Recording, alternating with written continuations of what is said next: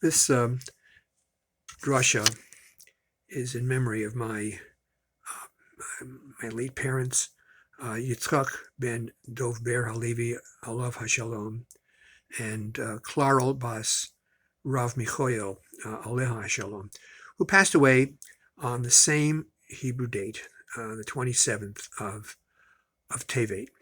They passed away 16 years apart. My father in 1991 and my mother in 2007. Today, when this drasha is being prepared, this is the Yortzeit day of 27 Tevet.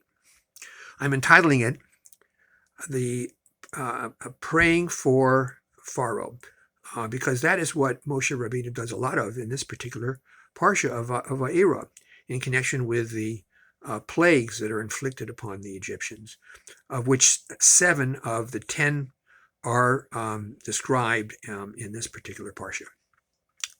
Moshe is not just telling Paro that the plagues will come to him and be inflicted upon him, but he prays for the removal of the plagues. And in connection with the second plague of the frogs and their removal, we have the following, where Paro has asked for the removal of the frogs. This is Shmos 8:5. Vayomer Moshe leParo. Moshe says to Paro, Hisparer alai, challenge me.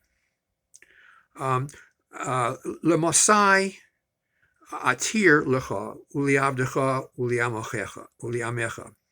For what period shall I entreat for thee, and for thy servants, and for thy people? Lahachris hatzfardiim mimecha umibotecha. To destroy the frogs from you and from your houses. Rak bayor tisharna, so that they remain only in the Nile, in the river.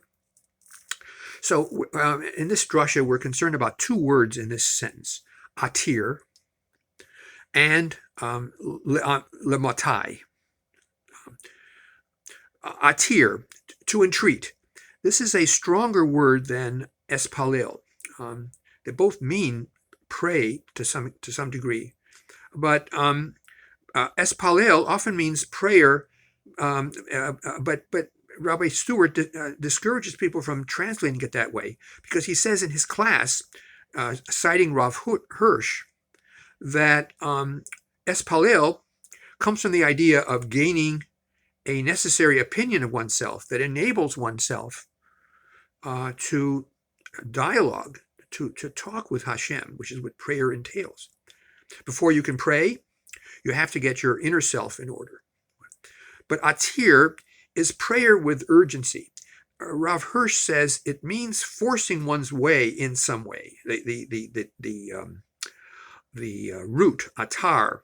Paro has a problem because he's been inflicted with with the frogs and his people, and now he wants them removed without delay. So Moshe, in doing the bidding of Paro, is the enemy, who is the enemy of at this point of the Bnei Yisrael. And I think it's remarkable how Moshe is sensitive to Paro's perspective, to his viewpoint, and which he's expressing to Hashem. He's not only Hashem's agent, but also Paro's agent. It's interesting.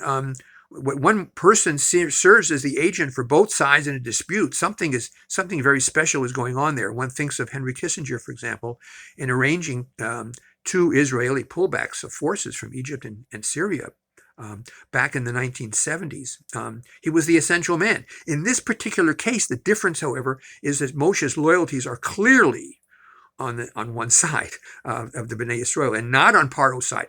It's very interesting and remarkable that he does Paro's bidding, even though he has no sympathy at all for Paro and mistrusts Paro's upholding the promises that Paro makes. Now, the second aspect, lemosai, for what period are we talking about? Here is what it means. Here we find that the difference between one letter, the lamed, can be very large. Rashi says that if it had been written Mosai Atir without the Lamed, it would mean, when should I play? Shall I pray?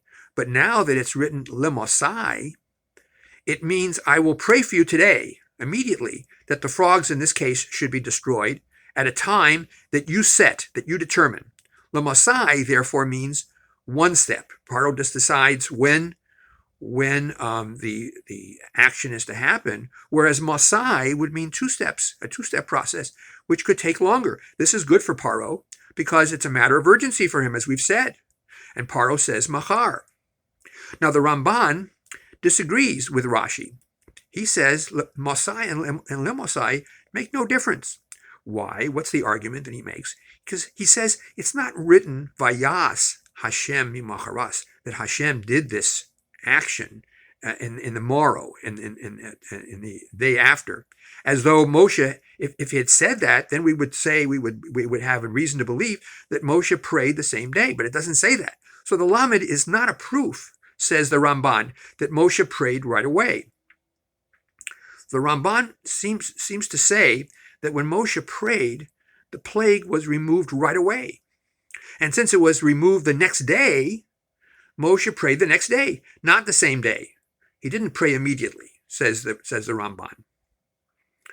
Now, in this particular instance, the Rashi gets support from the Rabbeinu Bachai, another commentator, referring to the plague of the insects. There, to remove the insects, the Torah says, Vayomer Moshe says, Hine anochi yotzei me'imecha, v'hatarti el Hashem, v'sar ha'erov miparo me'avodav ume'amo machar. Moshe says, behold, I'll go out from here and will entreat God so that the insects may depart from Paro, from his servants and his people tomorrow. So this is a proof, says the Rabbeinu Bachai, that Moshe prayed right away to remove the insects. Moshe didn't say that he would pray the next day, and they were removed the next day. So he prayed immediately, and the insects were removed the next day. Shabbat Shalom.